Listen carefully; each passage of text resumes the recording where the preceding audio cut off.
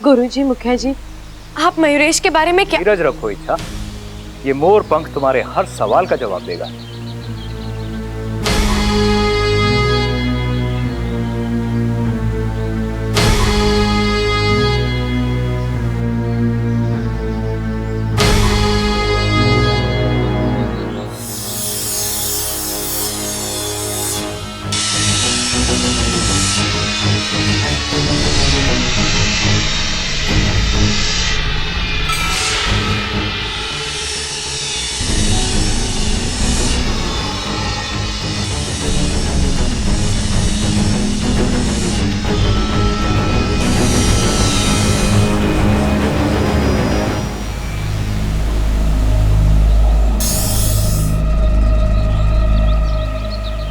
मोर और मोरनी का एक बड़ा प्यारा सा जोड़ा था। दोनों दिल के बहुत अच्छे थे। हालांकि मोर नागों के सबसे बड़े दुश्मन होते हैं, लेकिन इनके मन में नागों के प्रति कभी भी नफरत या कोई घृणा नहीं थी। यहां तक कि नाग करीब से भी गुजर जाए तो भी इन्होंने उसे कभी छुआ तक नहीं। जियो और जीने दो, यही इनके जीवन का सूत्र रहा। इसी दंपति का पुत्र है मयूरेश। इकलौता बेटा मयूरेश जाहिर है माँ बाप का लाडला था। इधर बेटे ने मांग की नहीं, उधर माँ बाप तुरंत पूरा कर देते। नतीजा वही हुआ जो होना था। मयूरेश कमाल का जिद्दी बन गया। उसकी ना सुनने की आदत जाती रही। मयूरेश की एक ही धारणा थी कि जो चीज दिल को अच्छी लगे उसे हासिल करना है, चाहे उसके लिए जान देनी पड़े या जान देनी पड़े। जिस बात के लिए उसे मना किया जाए जानबूझकर वो वही करता था। एक दिन माँ बाप ने उसे नागिस्तान जाने से मना किया। जिद्दी मयूरेश नागिस्तान पहुंच गया और वहां उसकी नजर हमारी इच्छा पर पड़ी। पर गुरुजी, उसने मेरी इच्छा को देखा कहां? यही नागिस्तान के आसपास के जंगलों में। इच्छा, पकड़ो इच्छा, पकड़ो पकड़ो पकड़ो। मुझे भी, मुझे भी।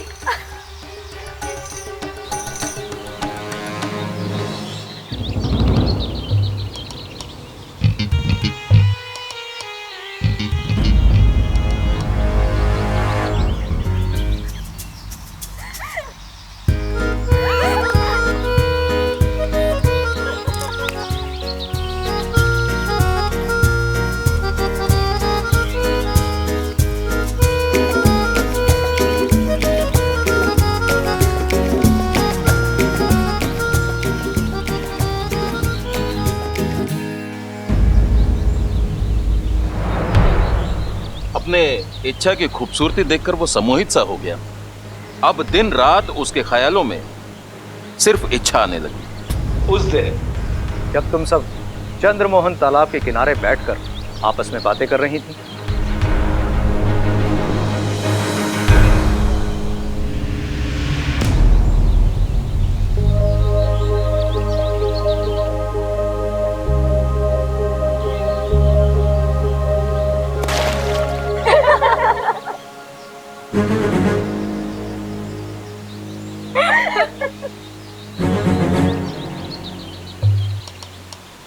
इच्छा की खूबसूरती तो दिन ब दिन बढ़ती जा रही है। जरा संभल के रहना इच्छा, जंगल में खूबसूरती के दीवाने बहुत हैं। दीवाने चाहे कितने भी हो, इच्छा किसी ऐसे वैसे के हाथ नहीं आएगी। इच्छा का होने वाला पति तो राजकुमार होगा। इच्छा बोलती गई। अपने जीवन साथी के लिए अपनी एक एक अपेक्षा वो बताती गई। मयूरेश वो सुन रहा था। इच्छा की अपेक्षाओं के साथ अपने आप को तोल रहा था और उसने ये फैसला कर लिया कि इच्छा से अगर पूरी दुनिया में कोई शादी करने योग्य है तो वो है सिर्फ मयूरेश।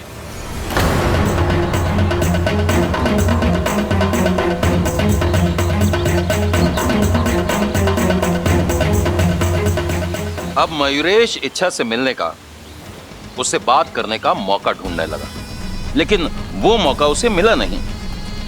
एक दिन अचानक इच्छा नागिस्तान से चली गई।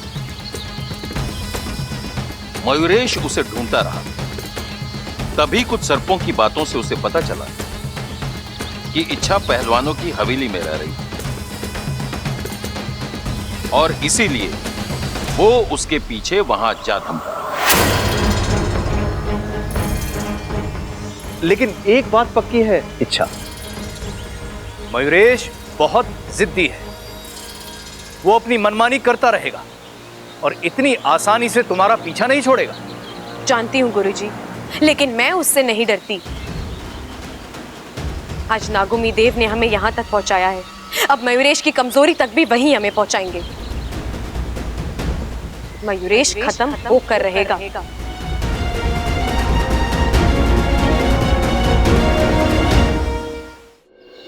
अरे क्या बात है दादी, मयूरेश ने क्यों बुलाया हमें यहाँ? अरे मने के पता, मैं भी तो अभी आई हूँ। शादी के बारे में बात करनी होगी उसे। अरे हाँ दादी, बिल्कुल सही बोल रहे तू। आजकल शादी ब्याह का बड़ा जोर है हरियाणा में। एक मुझे छोड़ के बाकी सभी की हो रही है। दादी, वैसे ये मयूरेश कौन है? अरे वो तेरे अम्मा के फुफेरे भाई की मौसेरी नाती है ना, उसका चचेरा भाई है यो। ओ, मतलब बड़ा करीबी रिश्ता है। फिर तो ठीक है। ये भाई साहब कौन है?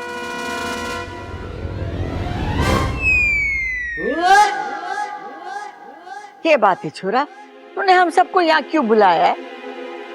दादी जी, एक खुशखबरी देनी है। मुझे अमेरिका में नौकरी मिल गई। छोरा, ये तो बड़ी खुशी की बात है। ममता, जाके मिठाई लेके आ। दादी जी, मिठाई तो मैं खिला ही दूंगा, लेकिन एक समस्या है। समस्या? दादी जी, मुझे 3 दिन में अमेरिका जाना है। 3 दिन बाद? जी, कंपनी की शर्त है, ज्वाइन करना है तो अभी करो, वरना नौकरी हाथ से गई। इसका मतलब तो ये हुआ छोरे कि तेरे पास बहुत कम दिन है। जी अंकल जी, इसीलिए मैं सोच रहा था कि अगर जाने से पहले मेरी और इच्छा की शादी हो जाए तो।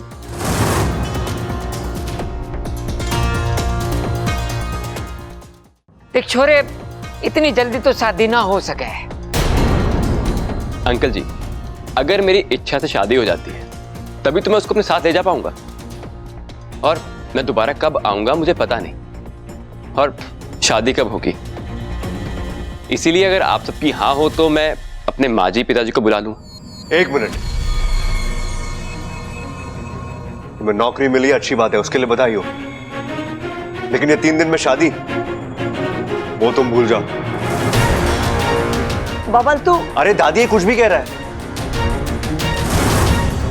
हम इसे ठीक से जानते भी नहीं है, तो इच्छा के साथ शादी कैसे करा दे? अगर आप सब भूल गए तो आपको फिर एक बार याद दिला दूं, इच्छा ने पहले ही इसे शादी के लिए ना कहा है। हाँ। बबल, बात तो तू सही कर रहा है। ममता, जाके इच्छा को बुला ला। जी दादी जी। देख छोरा, इच्छा की मर्जी जानना बहुत जरूरी है। अगर उसकी तरफ से हाँ है तो ठीक है, और अगर ना है तो हम उसकी मर्जी के खिलाफ नहीं जा सकते। दादी, इच्छा तो कमरे में नहीं है। ना है? प्रबल सबल, जाके ममता के साथ ढूंढना वो कहाँ है।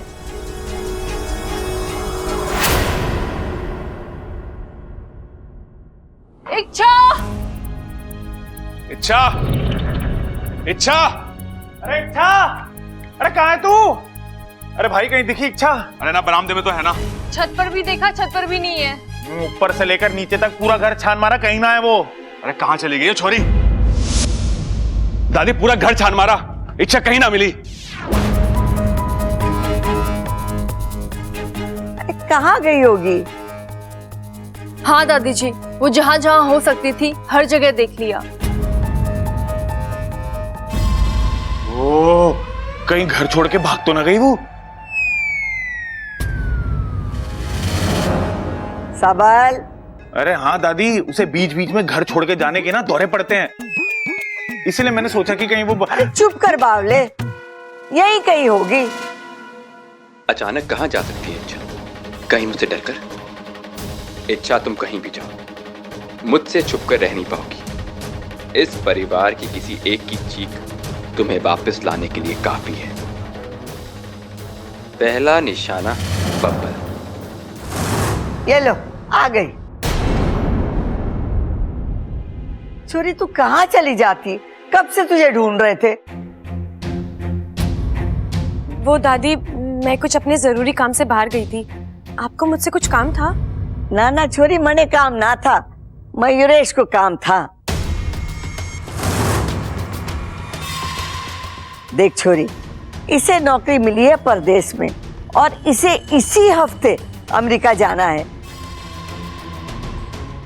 और ये चाहता है कि जाने से पहले तेरे साथ शादी हो जाए ताकि वो तुझे भी अपने साथ ले जाए।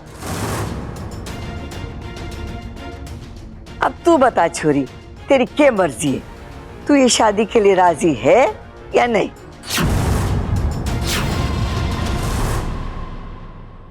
दादी, मुझे ये शादी मंजूर है।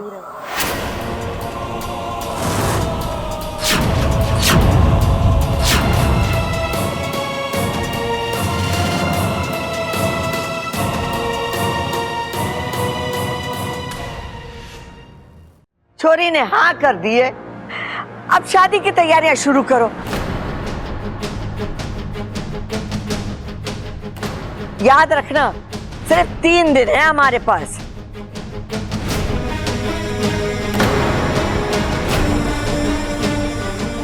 ये छोरा, तू अपने माँ बाप को भी बुला ले।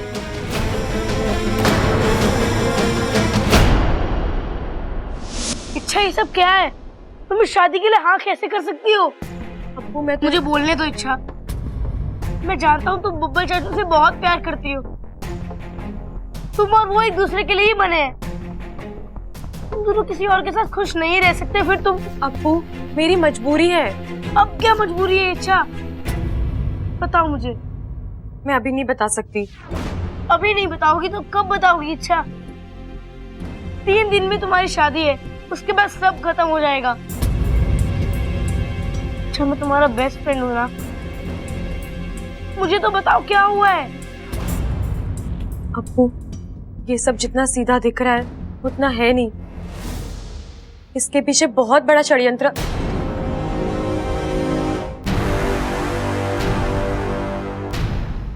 अब्बू, मैं तुझसे बाद में बात करती हूँ, ठीक है? तू अभी जा।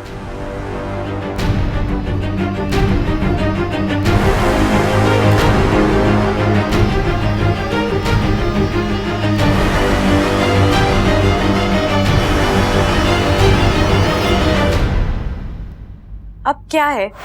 अब तो मैंने शादी के लिए हाँ कर दी है। वही तो, जो लड़की कल तक शादी के नाम पे भड़कती थी वो आज अचानक शादी के लिए हाँ बोल दे। ये बिन मौसम की बरसात कैसे हो गई? मोरपंख याद है जो हमने चुराया था? ये सब उसी का कमाल है। मयूरेश, मैं तो पहले से यही कह रही थी कि मुझे शादी से प्रॉब्लम नहीं है। मुझे तो बस तुम्हें जानना है।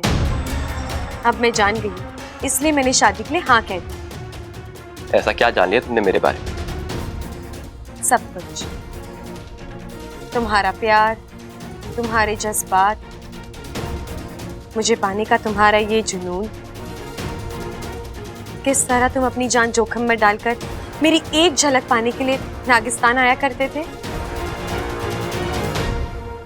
अब तो मुझे पूरा यकीन हो गया है कि तुमसे ज्यादा प्यार करने वाला मुझे और कोई मिल ही नहीं सकता। इसलिए ना कहने की गुंजाइश ही नहीं थी। और वैसे भी तुम इतने जिद्दी हो, जो चाहते हो वो हासिल करके ही रहते हो। मैं भला कब तक भागती तुमसे? बस यही वजह है शादी के लिए हाँ कहने की? बिल्कुल। अब मेरे दिल में कोई शंका, कोई सवाल नहीं है। मैं दिल से शादी के लिए तैयार हूँ। लेकिन बस एक समस्या है मयूरेश। कैसी समस्या? तुम मोर, मैं नागिन, हमारी शादी कैसे हो सकती है? शादी एक मोर और एक नागिन की नहीं, तो इंसानों की। मतलब ये कि शादी में अभी 3 दिन बाकी, उससे पहले मैं मोर से इंसान बन जाऊंगा और तुम्हें भी बना। कैसे? अगले 2 दिनों में मनुष्य आत्मीकरण की विधि संपन्न होगी,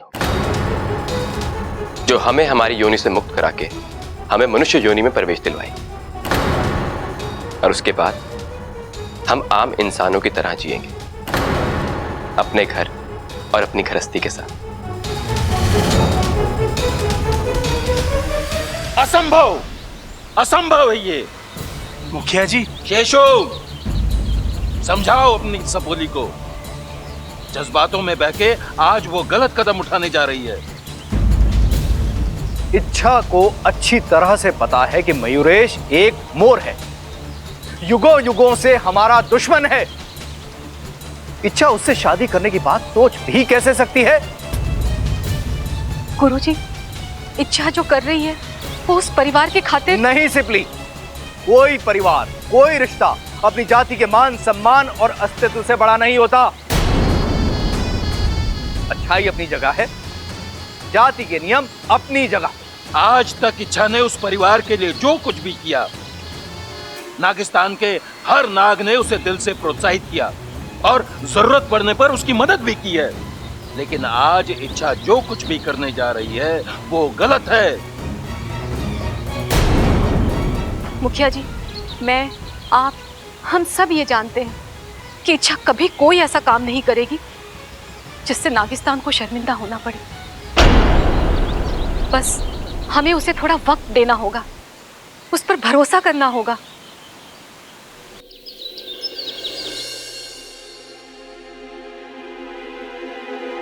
इतनी भी क्या जल्दी है? मुबारकबाद तो लेती जाओ।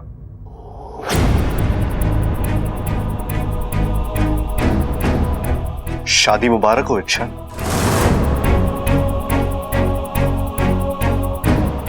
ऐसा ही होता है जब हम अपने दिल के खिलाफ जाकर फैसला करते हैं तो उन फैसलों को खुलकर जी भी नहीं पाते। मना किया था ना मैंने हाँ करने के लिए, तो फिर तुमने शादी के लिए हाँ क्यों कहा? ना करने की कोई वजह ही नहीं थी। मयूरेश अच्छा लड़का है, पढ़ा लिखा है, सुलझा हुआ है, मुझे चाहता है, फिर मैं उसे। लेकिन मैंने मना करने के बावजूद तुमने। प्लीज, जिंदगी मेरी है, मर्जी मेरी है, मैं चाहे जो फैसला करूं, आपको मुझे रोकने का कोई अधिकार नहीं। अधिकार है मुझे, क्योंकि मैं तुमसे प्यार करता हूं और ये भी जानता हूं कि तुम भी मुझसे उतना ही प्यार करती हो।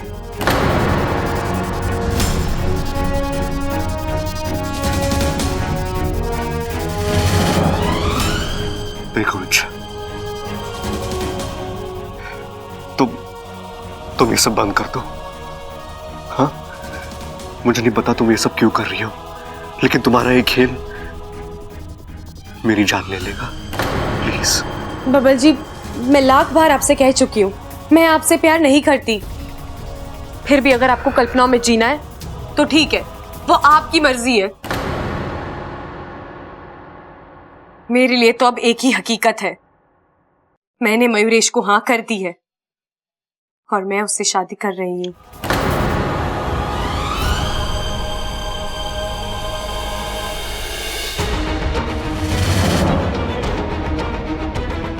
नहीं, तुम ऐसा नहीं कर सकती। प्यार एक से, शादी दूसरे से। इच्छा, तुम एक साथ 3-3 जिंदगियां बर्बाद कर दोगी। फिर वही बात, मैंने कहा ना, मैं आपसे प्यार तुम मुझसे प्यार करती हो और इस बात के एक नहीं सैकड़ों सबूत है मेरे पास। इच्छा, तुम शायद भूल गई हो, लेकिन मुझे एक एक चीज याद है। जब तुम इस घर में आई थी, कैसे तुमने मुझे। बचपना था, कुछ पलों के लिए मुझे गलतफहमी हो गई थी कि आप मेरा प्यार है, लेकिन अब मुझे ऐसा नहीं लगता। आप में और मुझ में, हमारी सोच में, हमारे रहन सहन में बहुत फर्क है। हम दोनों एक दूसरे के लिए नहीं बने हैं बब्बल जी, ये बात मैंने स्वीकार कर ली है और जितनी जल्दी आप इस बात को स्वीकार कर लें आपके लिए सही होगा।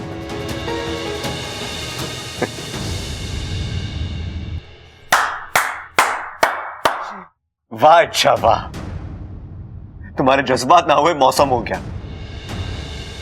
हर 4 महीने बाद बदलते रहते हैं। गलती मेरी थी कि मैंने आंखें बंद करके तुमसे। अब तो आपकी आंखें खुल गई है ना, तो मेरा पीछा करना छोड़ दीजिए। और हाँ, अपने लिए भी कोई अच्छी सी लड़की ढूंढकर आप शादी कर लीजिए। मुझे यकीन है आपको मुझसे बेहतर लड़की मिल जाएगी। अपनी राय के लिए बहुत बहुत शुक्रिया, लेकिन आज एक बात साफ हो गई।